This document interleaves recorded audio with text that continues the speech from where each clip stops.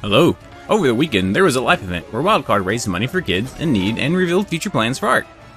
A few things we will go over in this video from the event will be what we learned about Ark 2, new dinos, and the new map.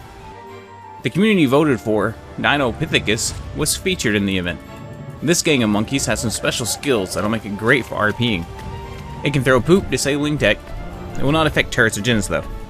Considering how slow it throws and accuracy, I doubt this will be that useful in PvP. It also appears to be kind of like the trope, whereas it can throw grenades, which are wrapped in poop, to maybe make them stronger. They do get a pack bonus, which is nice. The alpha can roar and buff the pack, and the more in the pack, the more bleed damage they can do. They can also climb. Maybe this feature will work like the Thyla, not really sure. Their butt has a color region, so keep an eye out for a butt color of your liking. Also, you can mutate the butt. To tame these, it seems you will need to challenge the alpha of the pack, singling it out from the rest of the pack and showing it your alpha. It's unclear if you'll have to kill the alpha of the pack, but you do have to single it out. If you missed it, there was this really cool event during the stream where a concept artist drew a character based on voting going on in the stream. He ended up making Bubblebutt, an angry gamer monster.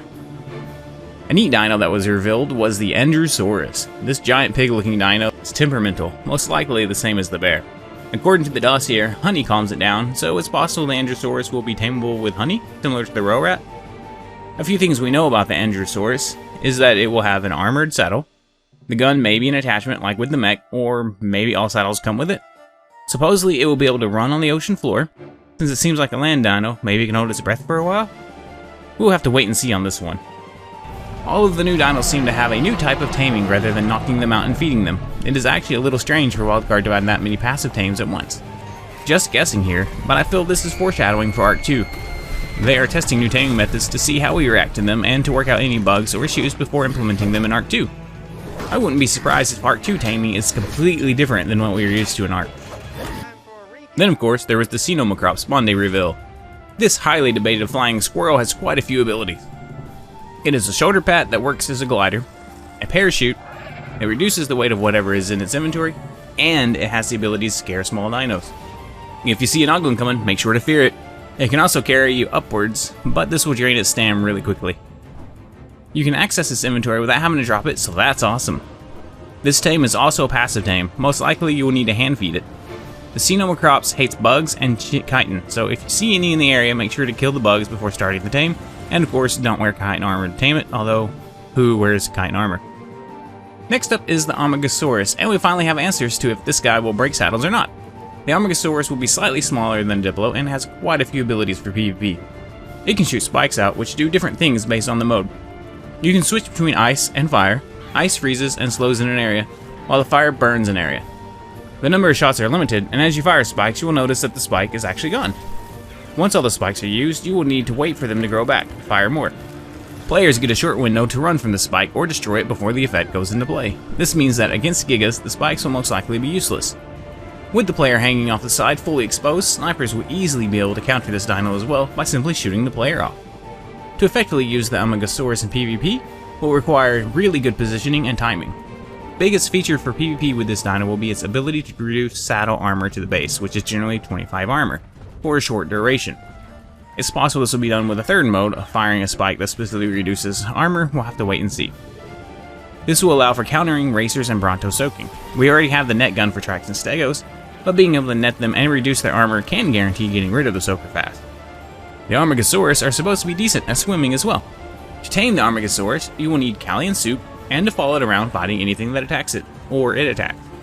This is very much like the immersive taming mod. This is honestly crazy, the amount we get to know about these dinos and their taming methods before they have even been released. Usually we are rushing to figure out what their favorite food is and if they are a passive tame or not. Since the new dinos seem to be more about immersive taming than the normal method, it is good that we have an idea on where to start. Let us know in the comments below which new dino you are most excited about. The new map, Lost Island, is supposed to be released December 14th. The map is from a mod and will be free for everyone, adding a new adventure for us. Just a heads up, I wouldn't put in for vacation time or things like that for December 14th. Wildcard has never stuck to any of their release dates. Plan for the release to be closer to Christmas time or January. Who knows? Maybe this will be a first. But what about Ark 2? Now if you're like me, you're ready to move on to the next Ark and see how the game has been changed. Originally, Ark 2 was supposed to go into early access early 2022. During the live stream, they had 0 reveals on Ark 2. Then they announced that they are working on making of Fjordor an official map. Fjordor will be released as an official map in June 2022. So what does this mean for Ark 2? Well, we definitely shouldn't expect early access in 2022. The good news is, for those that play on console, you will get access to one of the PC favorite modded maps. Of course, it will not be the same Fjordor, as Wildcard will have to make many changes to it for balancing and stability purposes. There is quite a bit of Ark content that will have to be cut or redone to make sure there are no copyright issues. The Wolf Fenrir and other assets are also too heavy for an official map, and will either be cut or redone. Currently, it seems a lot will be cut. Of course, the caves will have to be altered or removed. With the cave changes, one would expect the shrine to be cut from the map as well. Leaving this in the game could be taken as favoritism and also open Wildcard up to the possibility of owing money to certain people. I would be very surprised if they left the shrine in the map.